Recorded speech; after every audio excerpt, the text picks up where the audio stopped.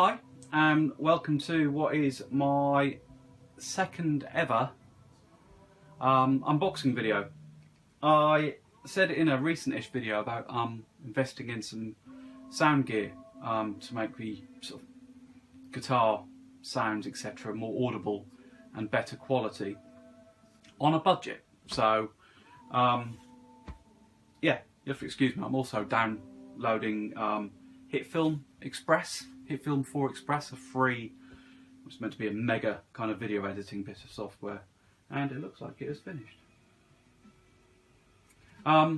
So yeah, here we go. I have bought basically a cheap mic, which is a Neewer NW-800, I believe, which will probably be in here. XLR cables. I think I've got another XLR cable because I've got another mic coming from my girlfriend, who's bought me a mic for Valentine's, and other bits and pieces, and I believe in a box over the back is the actual mixer. So anyway, let's give this a go.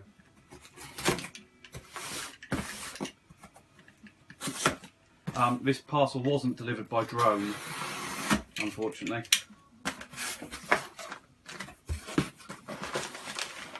As per usual with Amazon, a shit ton of packaging.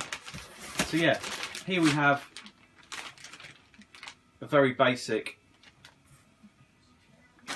lead. I believe it's called XLR, isn't it? XLR. But anyway, it's the male to female 3-pin socket. I had to go with that because the mic requires phantom power.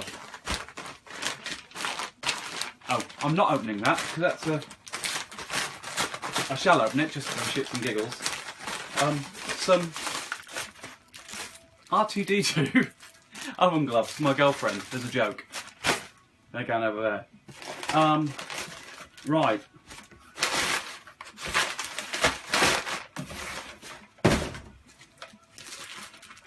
As they say in France, down to business.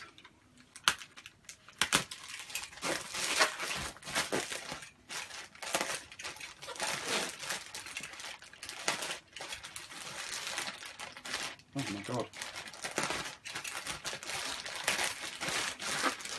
So many layers. It's like the last cesarean section I've done. Cutting through the fat and the muscle. As a builder, I don't very often do cesarean sections. Right. Here she is. The Neewer NW-800. 800.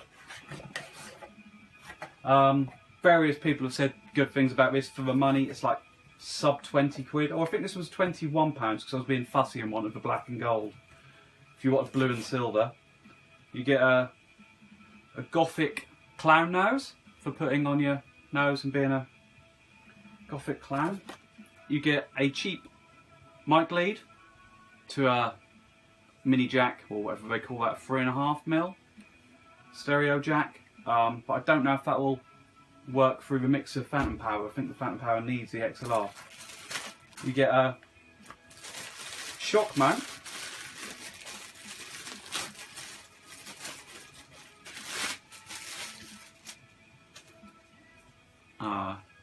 which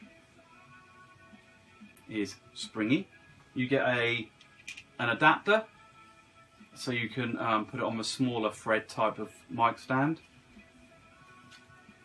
The bits that you get, some lovely documentation, including the diagram of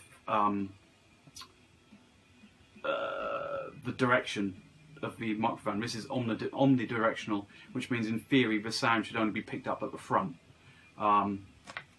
Yeah, and frequency range is 20 Hz to 16 Hz, something like that. But yeah, it's meant to be a good mic, according to various people, for the money.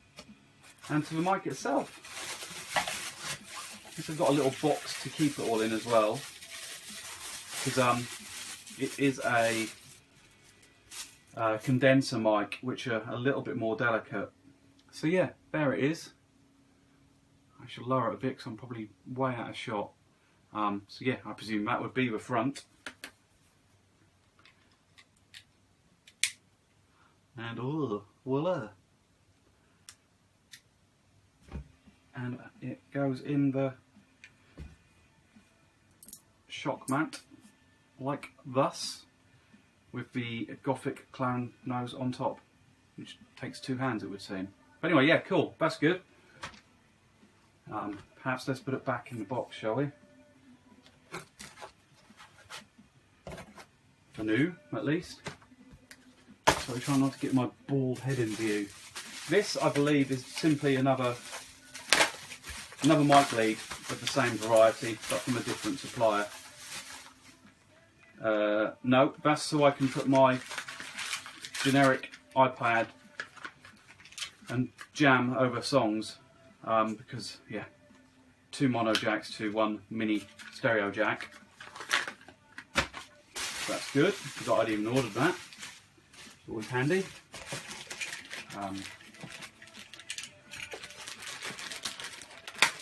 Giving up on the knife, he says, picking up the knife. This is a tiny little tripod because my speakers on my amp are quite close to the floor. I've got a tripod that I'm actually using at the minute to hold aloft my iPhone, but I wanted one just to potentially just hold the mic, if it will go high enough. Oh, it's chrome. It was meant to be black, but not going to complain. Well, it looks like interesting. That's about as high as it will go, which may be an issue. Let's see. Oh no, should be fine, because that will go on there.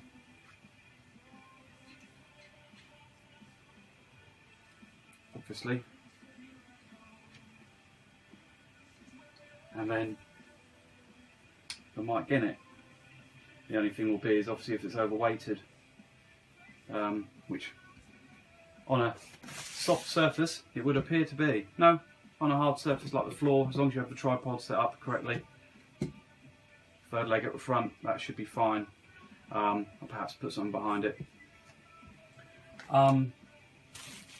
Yeah, and a bog standard microphone clip as well. So on to what should be the mixer. Packaged with duct tape, which is like cutting leather.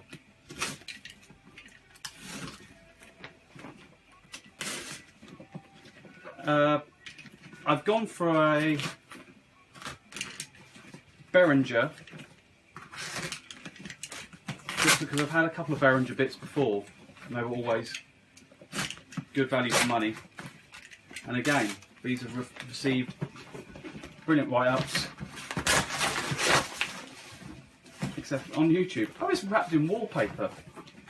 A floral, wrapped in a floral wallpaper. That's ingenious. Yeah. That is it. With phantom power. Apparently bought, not needed. So, bubble wrap, power supply, massive manual. I'm getting a headache even looking at that.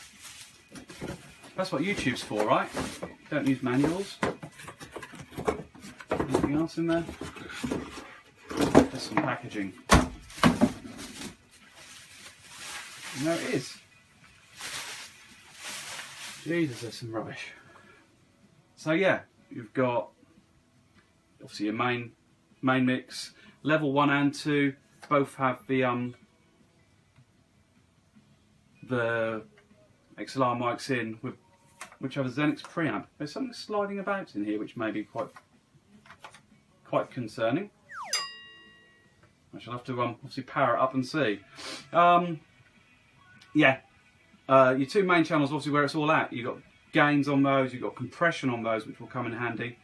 3band EQ, effects if you were to run effects through the loop, which is around here somewhere, Pan, obviously across all of them. They've all got 3-band EQ in fact. Individual levels. Like I say, phantom power. Yeah, it is what I required. So, give it a go and see what happens, I suppose. I shall set it all up and get some pictures, perhaps. Anyway, cheers for watching for now. Speak to you soon. Bye-bye.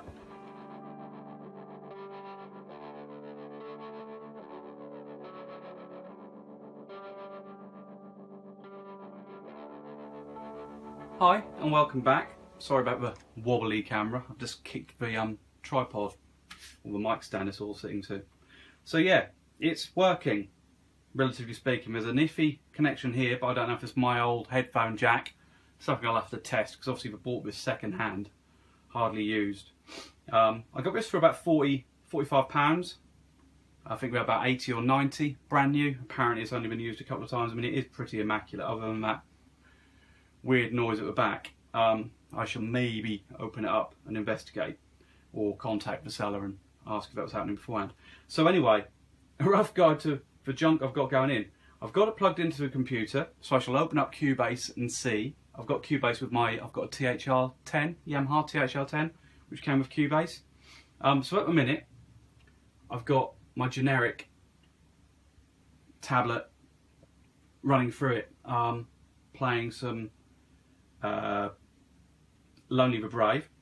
So if I whack, that's going into here through the stereo to double mono splitter. So if I whack up the level, you should start seeing, yeah, and it's coming through the headphones loud, and it's fine now actually.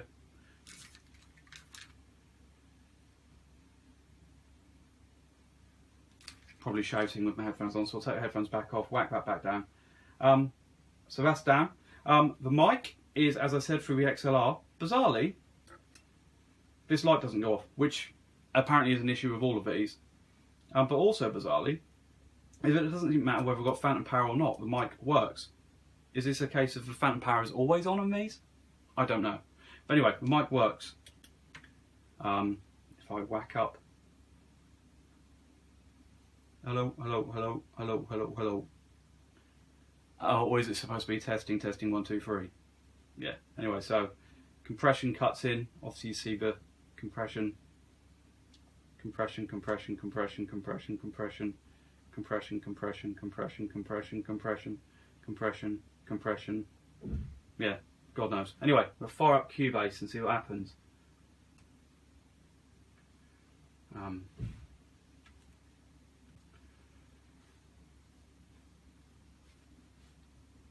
Turn that back down, bring up the music volume a bit again.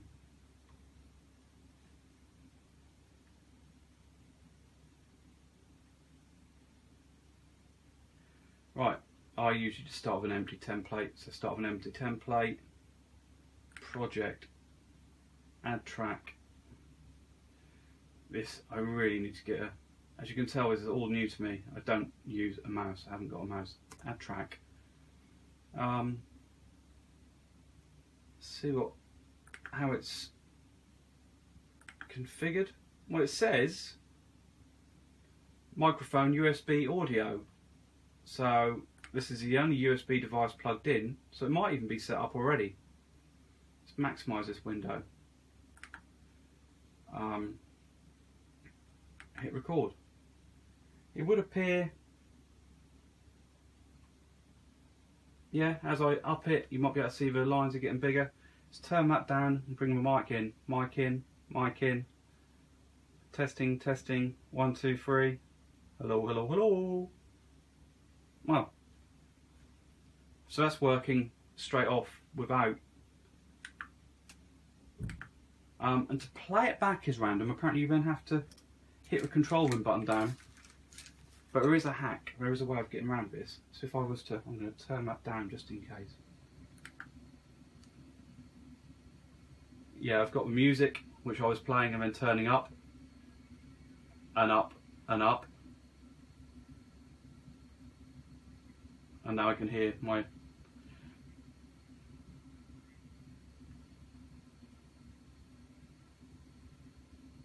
dulcet voice. So if I was going to go back and record again, hello, hello, hello, hello, hello, hello, hello, hello, hello, 1 2 3 4 5 6 7 8, 1 2 3 4 5 6 7 8. Yeah, it's just as I thought. You can't listen to the playback as you record, but I presume I could probably get around it by putting my headphones in the computer. Who knows? I shall maybe try it now. Stop. Return. I mean, because even if the headphones are in the computer, you should still be able to hear what's going through it. Surely. I suppose the only issue is at the minute is the output will be through the USB device, so I'd have to swap the output. Anyway, that's something for me to obviously toy around with.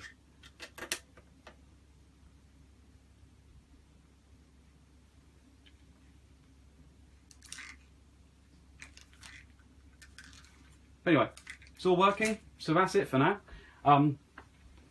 Yeah, another update as I do something. Cheers for watching. Bye bye.